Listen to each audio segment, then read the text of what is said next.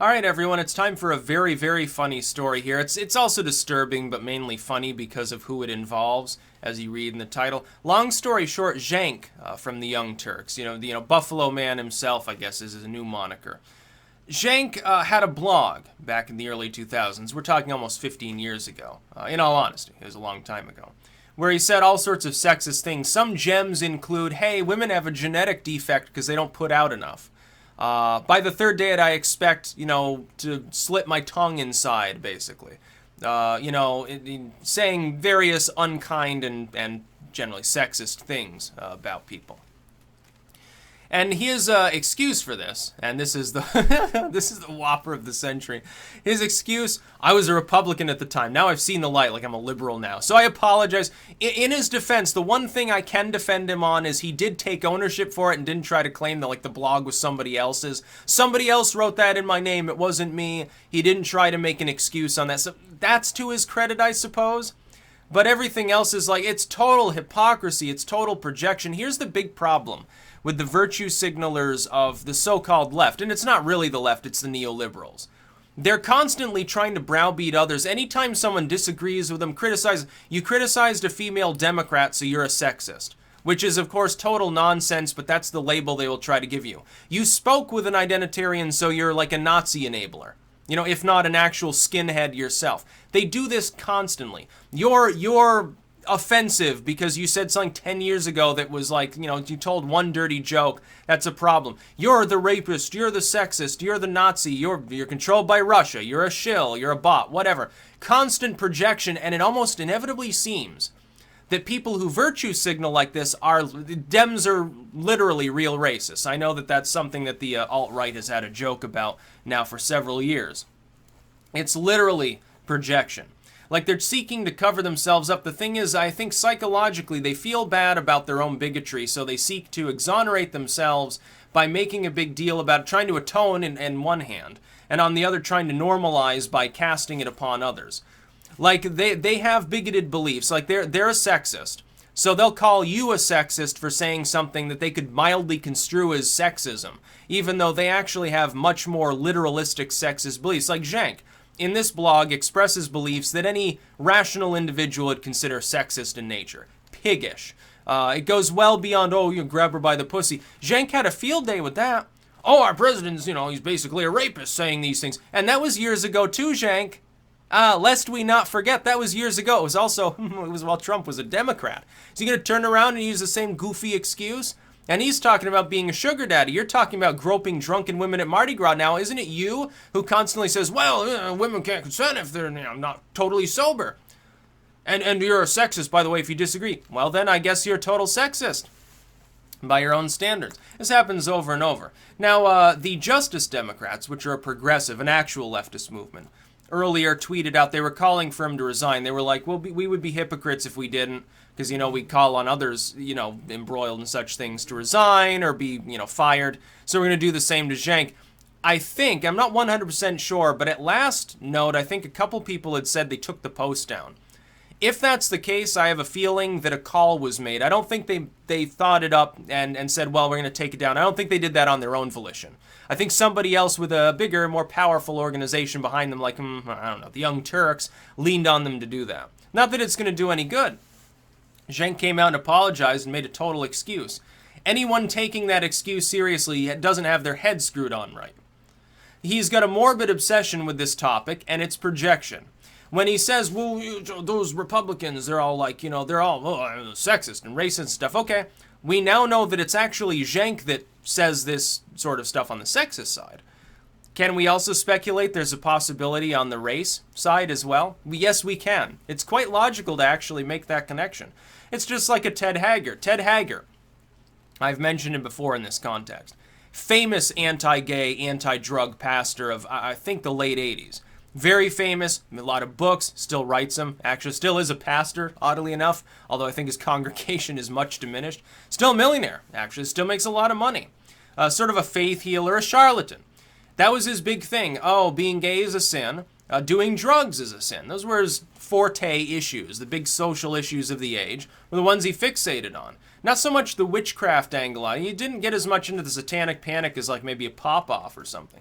To his mild credit. And of course, you know, who fucking cares if he's gay? I don't even really care that he did drugs. I care about the hypocrisy side.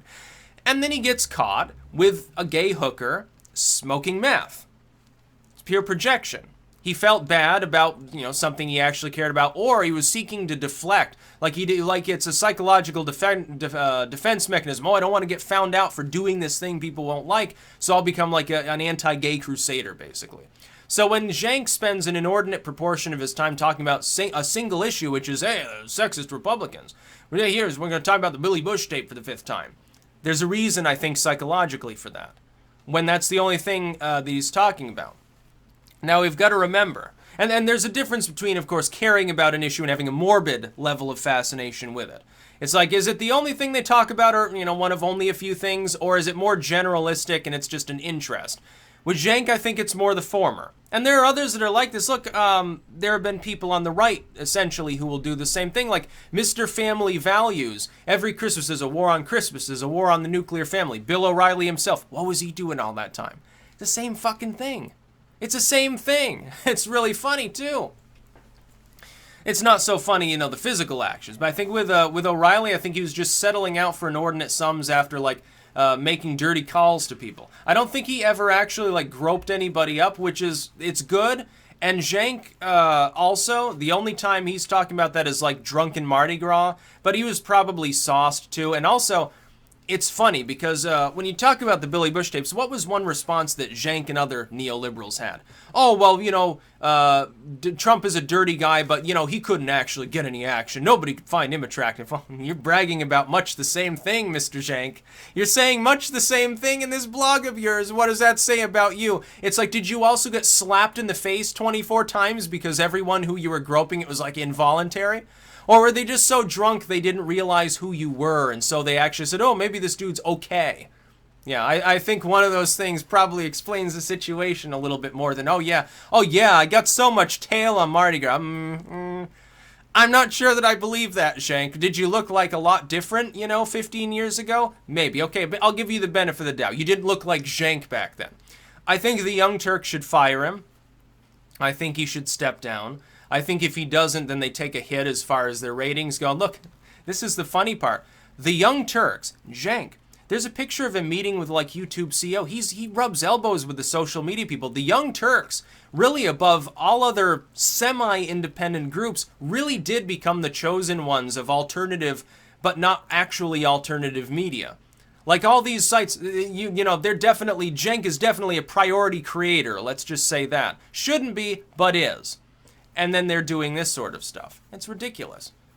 It's absolutely ridiculous. It's disgusting, actually. It's more disgusting the corruption of other people working with somebody like you know, the Young Turks or Cenk himself than them themselves in some ways. That's the real disgust for me.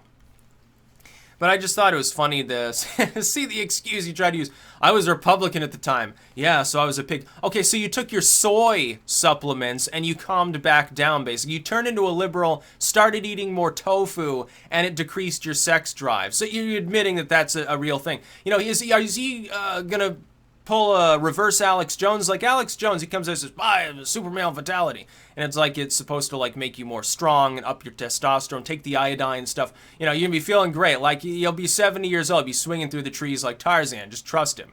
Like, look, he'll rip his shirt off and run through his studio, show you how powerful he is. I think he was in football, so it's not necessarily an exaggeration. Cenk, meanwhile, he's gonna come out. He's gonna start hawking soy boy supplements.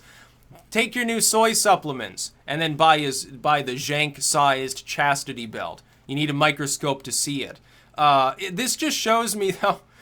Sorry about that one. H.A. Goodman and Lionel and some of these other people I think that have been attacked by the Young Turks were right all along. And they've been trying to reform the Democratic Party. They're like, look, we got our own skeletons in the closet. If we address those, we can be the virtuous party or we can be a slimy corporate party, but we can't really do both. You know, they're always saying the neoliberals have to stop virtue signaling because there's no virtue there to signal about. Everyone sees through it. It loses you an election. That's not a platform. It's just a gimmick. And then the neoliberal response is, no, the Republicans are more sexist than us. They're more slimy. That argument doesn't hold weight anymore. Not when you're also the big bank and high tax party. It will never work. You will lose. Trump will be reelected. But, you know, don't take my word for it. Look, every star neoliberal seems to have weird proclivities. It's not just Cenk. It's the Spaceys. It's the Weinsteins. It's the people that fundraise. It's the media people like a Chris Matthews.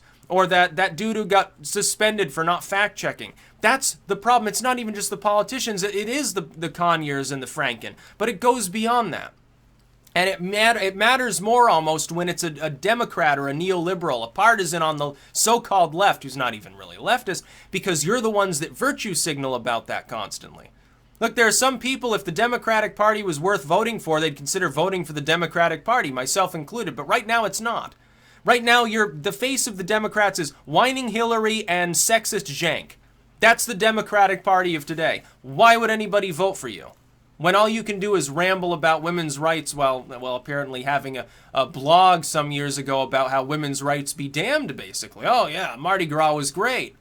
You know, supposedly. Again, I'm not sure I necessarily 100 believe that fact. I mean, it's weird. But there's a whole rundown, link in the description, archived, of course, about what Cenk was saying. This is the face of the old wave of the media. The chosen ones of the sort of internet era that have been given the millions in corporate cash and like the deals, and you get better ad placement, and we're going to give you priority status because we know you're family friendly. You know, your blog wouldn't be, but you know, on your show, I guess. It's just funny. I can't wait to see Crowder's material on this. Oh, he's probably do an hour-long skit. He'll come out on Christmas drunk and dressed as Cenk as Santa. That would be so great. I hope that Steven Crowder does that. That would be that'd be pretty legendary. That's about all. Peace out.